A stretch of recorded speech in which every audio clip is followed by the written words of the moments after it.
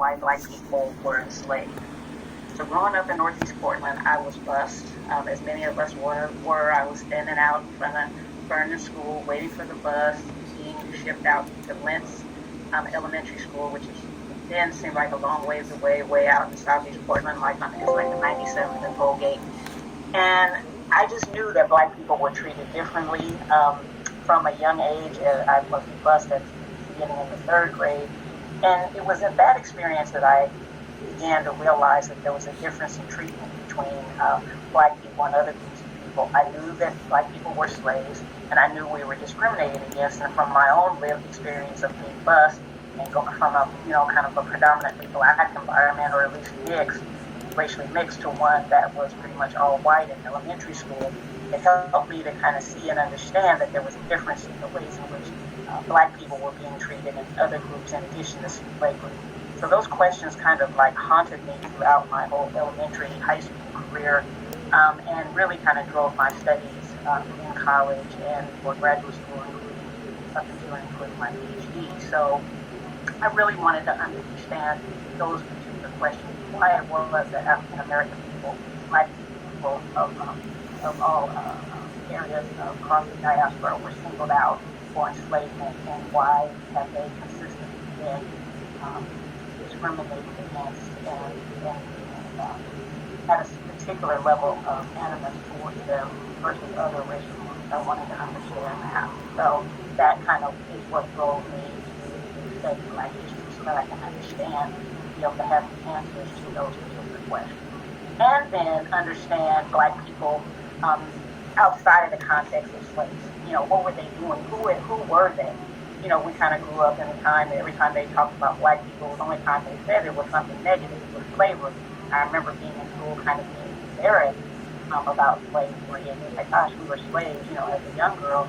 And as I came to learn more and more about slavery and how it was that Black people were able to survive that, that shame and embarrassment went to pride for the ability of Black people to survive and make homes and make communities in a new culture, in a new world, and be able to thrive in the ways that we are now, despite discrimination that continues to be leveled against us.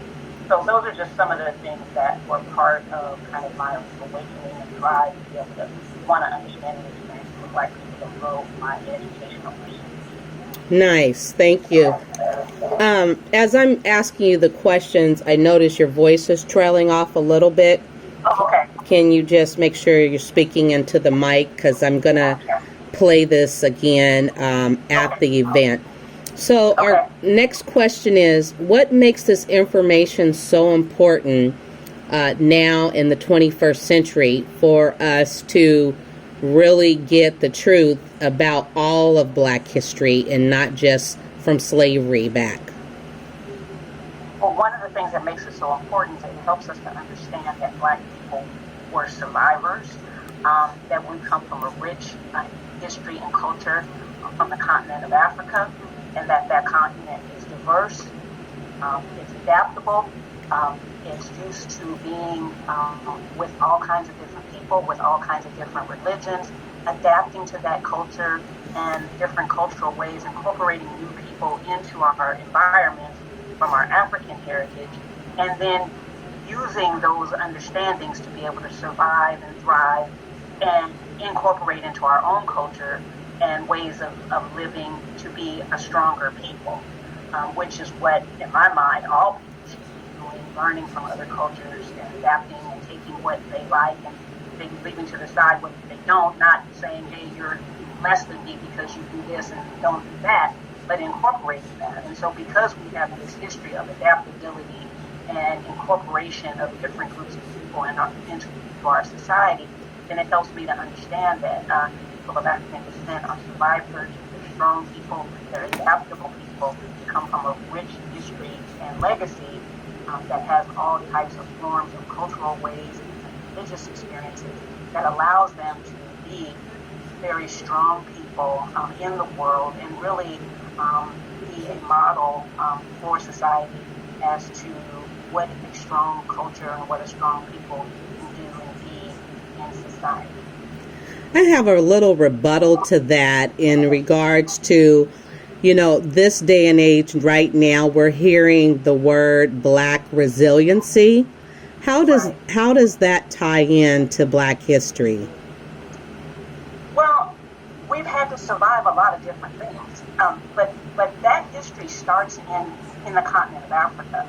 Like I said, the history of the continent of Africa, even though that's not my full area of expertise, is that Africa was the continent itself was a very mobile place where you had different ethnic groups of people of African heritage, as well as people from what we consider today, like in the Middle East or from Egypt, traveling through various countries and parts of Africa. And as I was saying, as those societies were growing and flourishing and expanding agriculturally and with animal husbandry, people of African descent, and then with their religion, African people worked with those other groups of people, incorporated them into their societies, or even if they didn't like necessarily everything that they were doing, latched on to aspects of what they were doing and incorporated that into the ways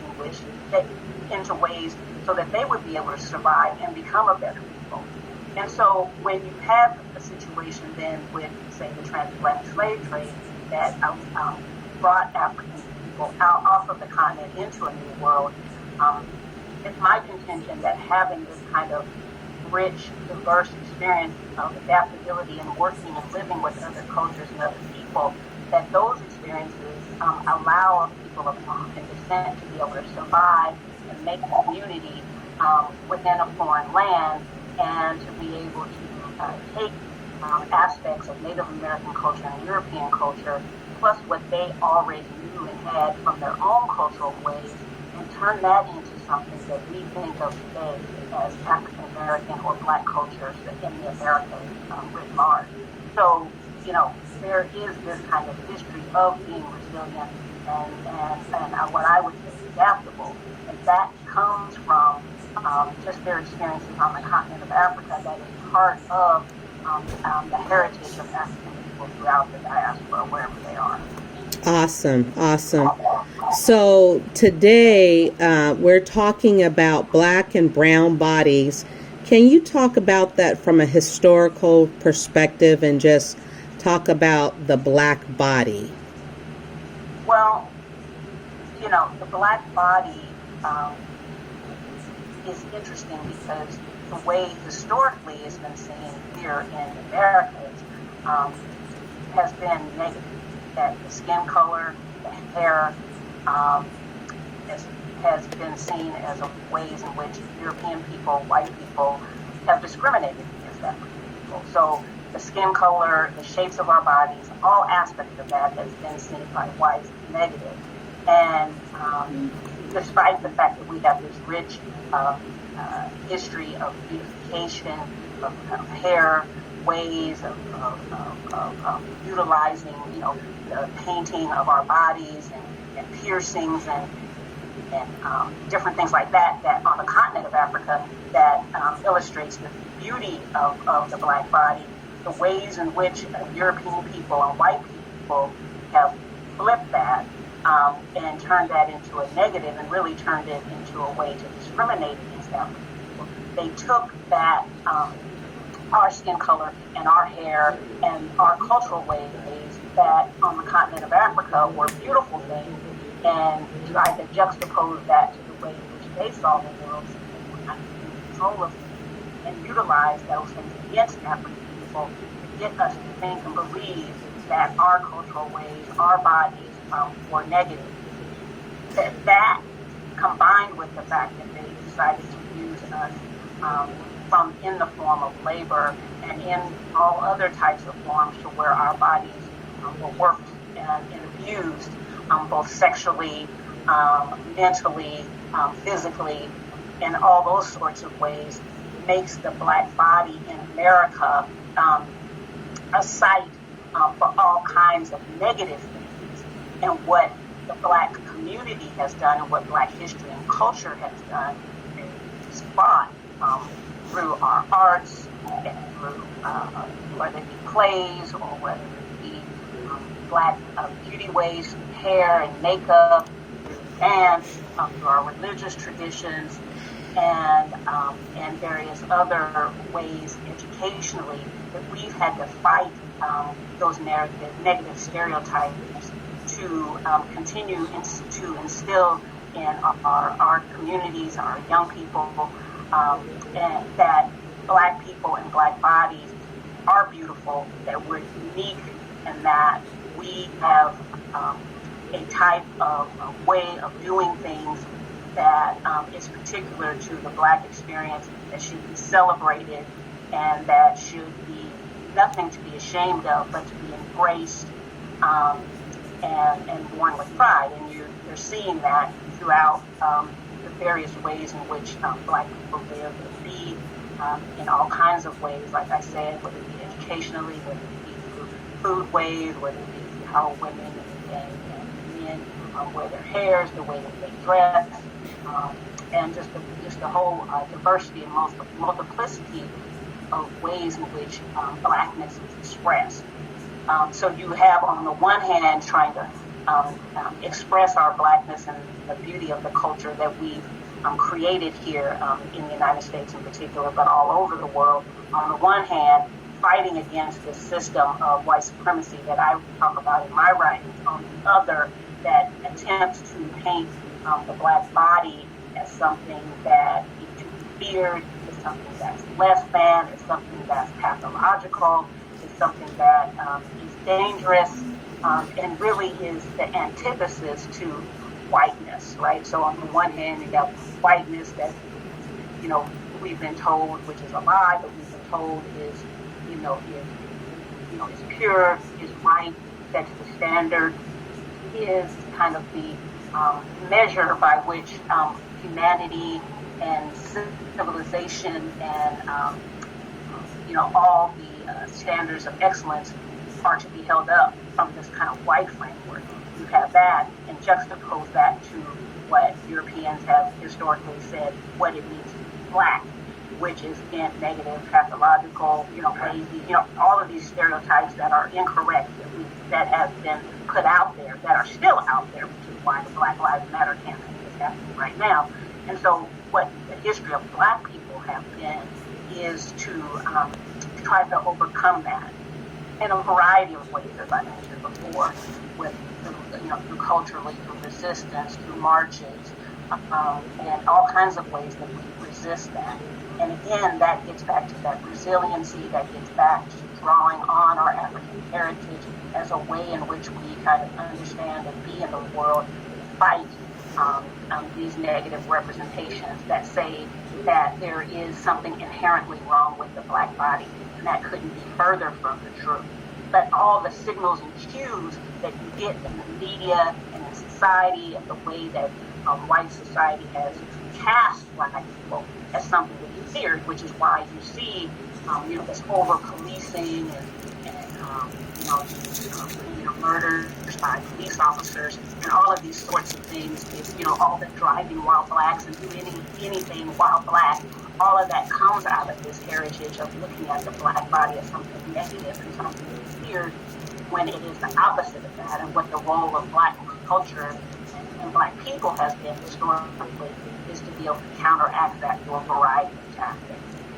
Right, and I like how you talked about the white supremacy, that whole narrative that has been, the assimilation. How has the assimilation of whiteness impacted Black and brown bodies?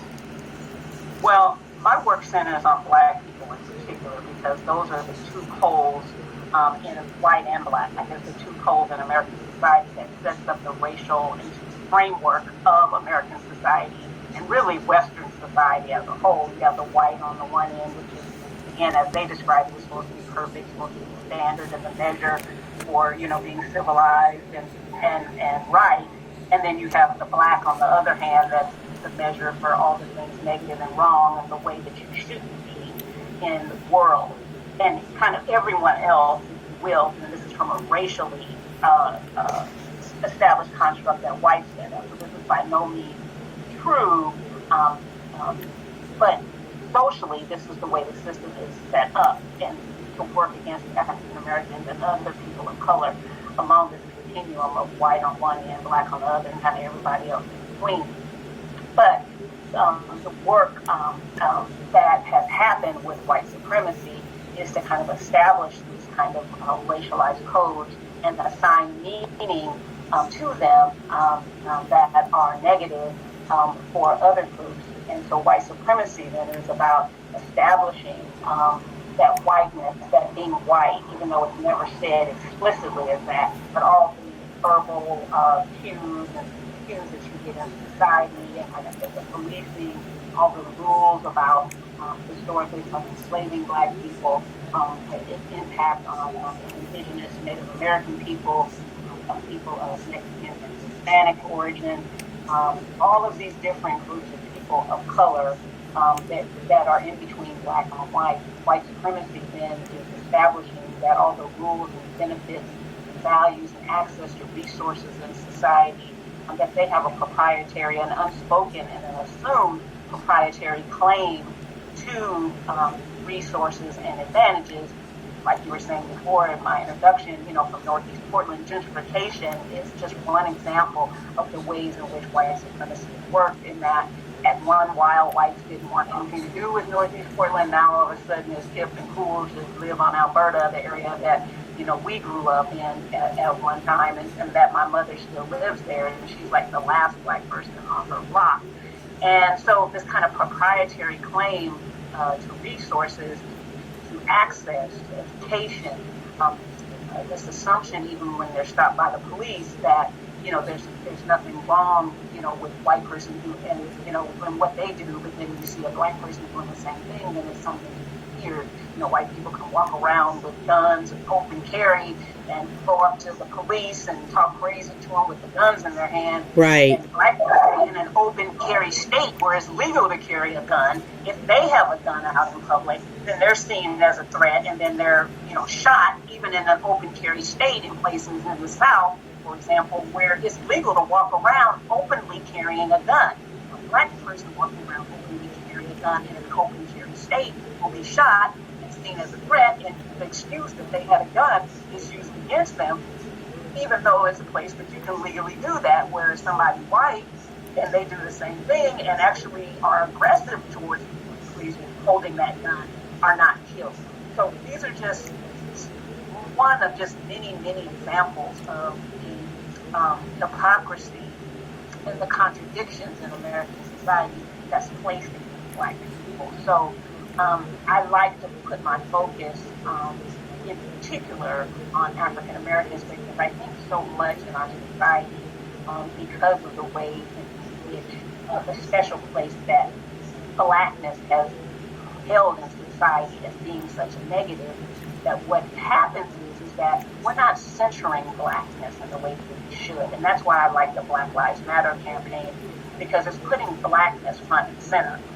Right. Not to disregard other groups of color like our brothers and sisters of Hispanic and Mexican origin or Asian and Native American people.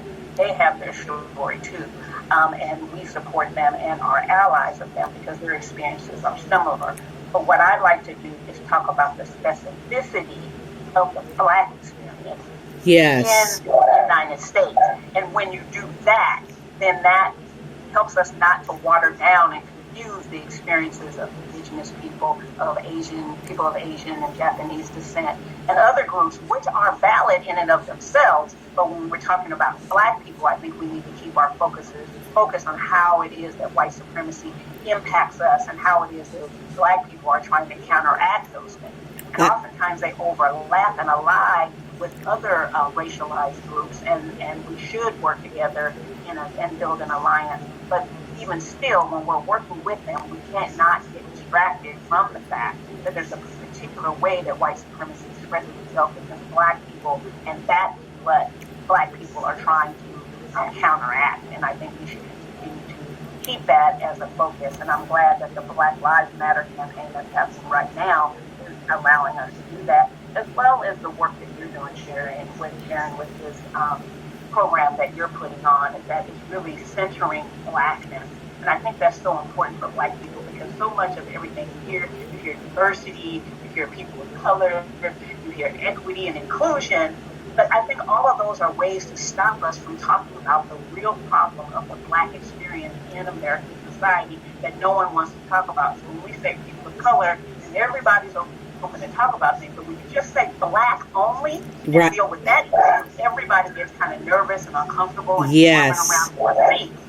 That's where we need to operate. That's where I focus, and I'm glad that that's where you're focusing as well. So, with our reclaiming of our narrative of Black and brown bodies, the celebration of Black and brown bodies, do you have any suggestions on how we can do that on a daily basis?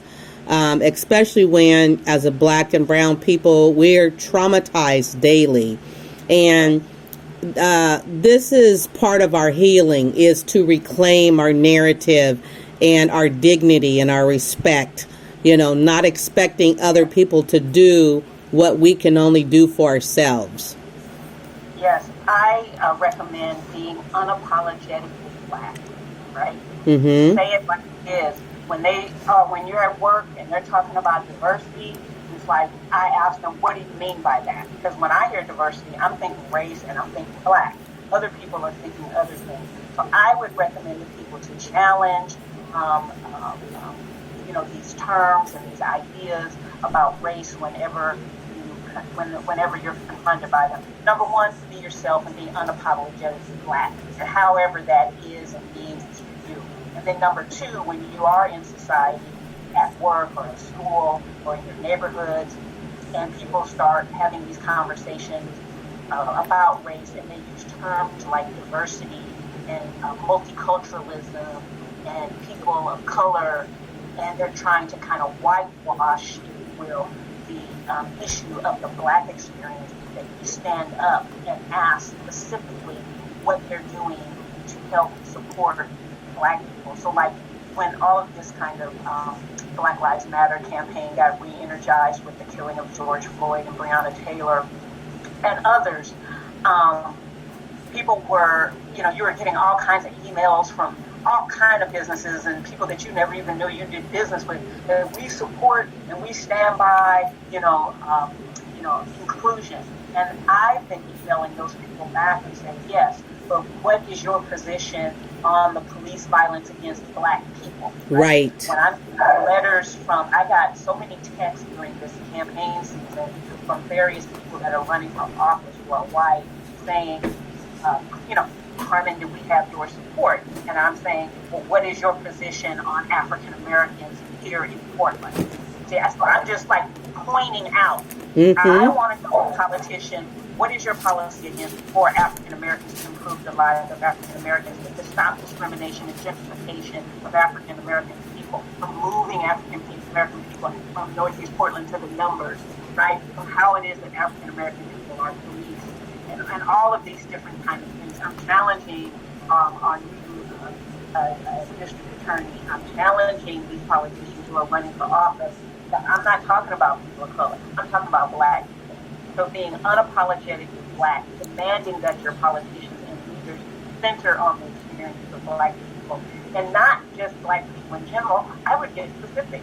If you have your passion is about the experiences of Black women, which is mine, and I just say, hey, yes, Black men have a particular experience and the things that they go through, but Black women have their own particular issue that is different. What are you doing to support Black women? Right. For example, their issues. What are you doing to support our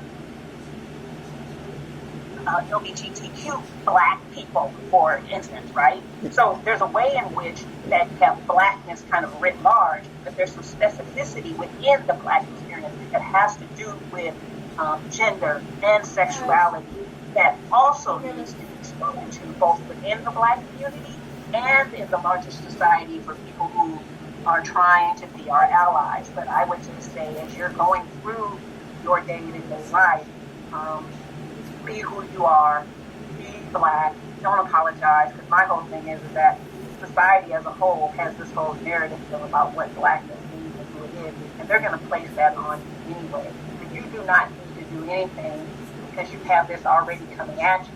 But the way that you combat that is that you be yourself, you be who you are, you speak up, and that you demand that the experiences of Black people be centered in conversation and in places wherever you are, and don't be ashamed of that. Don't try to, kind of lie what what you're seeing, how it is that Blackness is being trying to not be centered in conversations where you're in, whether you're in a department store and you feel like you're being followed or whatever it is. Speak up, and it's like, no, because I'm Black, I'm feeling this particular way, and don't allow other people to tell you that what you're thinking and feeling and seeing is incorrect.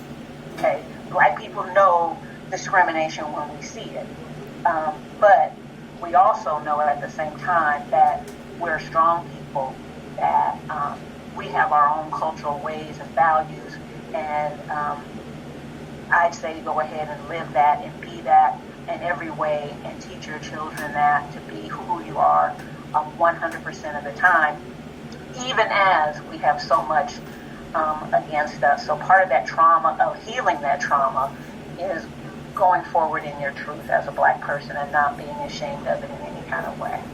Awesome. So with that ending part there, what are just some last thoughts you would like to leave with our audience as we reclaim our narrative, our dignity, our respect, as we love our Black and brown bodies during the time of celebration of healing and just, loving Black people? I would say embrace all the cultural traditions of Blackness, because they are so beautiful, and they've been laid out through a history and legacy from our ancestors and great-grandparents and parents and leaders. Embrace Black cultural food ways. Embrace your Black religious traditions. Embrace Black hair ways and beautification ways. Embrace Black English, right? When you're sitting around talking and laughing and the dance. Embrace Black excellence in education or in sports or in anything that you try to do. Okay, being Black is about excellence. It's about being creative. It's about taking what the world has to offer it and turning it into something else that is beautiful. Black people have that unique ability to do that, regardless of what's put in front of us. We can make lemonade out of lemons. And I would just say, draw on that cultural heritage and just be yourself, be unapologetic Black, be bold, speak up, right? Don't be shy, don't be worried about what white people think or what other people don't think.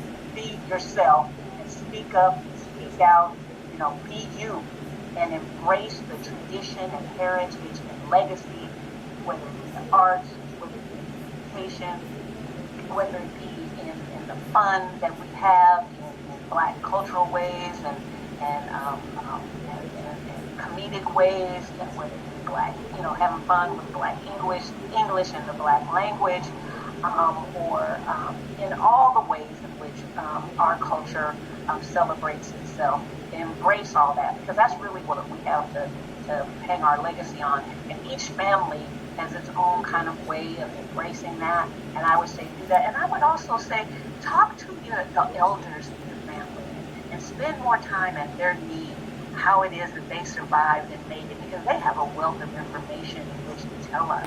Learn from our grandparents and great-grandparents and great-aunts and older cousins in our family that are still around that can tell us about how it was that your particular family survived and made it. And retain that.